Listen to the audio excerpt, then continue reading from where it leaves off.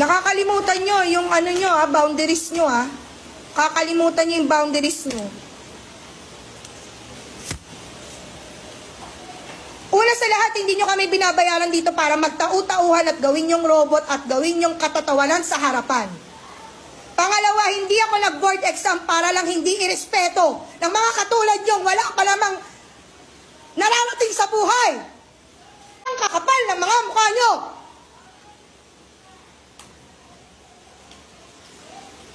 Di nyo nga kaya buhayin yung mga sarili nyo?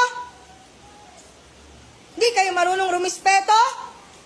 Lahat tayo umaabot sa punto na nagagalit tayo, lalo pag na-frustrate tayo. This is especially true sa mga teachers dahil ang mga teachers natin hindi lang isa na tao yung kausap nila. Ang isang klase ay merong from 25 to 45, sometimes 55 students. Nakita ko yung explanation niya and then sinabihan ko ang regional office natin na there will be no penalties for the teacher. Just to remind the teacher that if she is angry, she has to pause, itigil mo na yung klase, and when she's not angry anymore, saka siya mag-klase ulit. So there's a need to pause kapag galit yung teacher. So yun lang yung sinabi ko na i-remind doon sa teacher. Bakit po walang penalty? Dahil sabi ko nga, tao lang tayo lahat tayo inaabutan ng galit.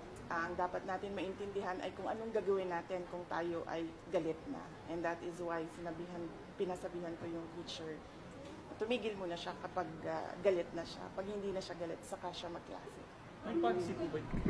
Mag-concern na iba ay bakit daw nililigay pa yung pagpapaliligay sa mga bata? Ano pong social media rules po ba ng Policy ba ng Ang sabi niya, hindi niya alam na online siya.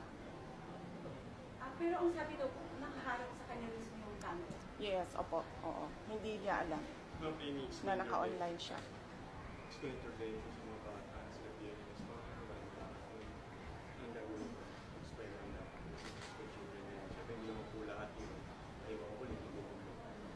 Yes, oo. Meron naman tayong psychological, psychosocial support sa ating mga teachers. We have teachers that are trained for stress debriefing, lalo na sa ating disaster program. So, pwedeng itong gawin. Kung merong mang bata na nag-manifest na meron siyang anxiety or stress na naramdaman dahil sa nangyari.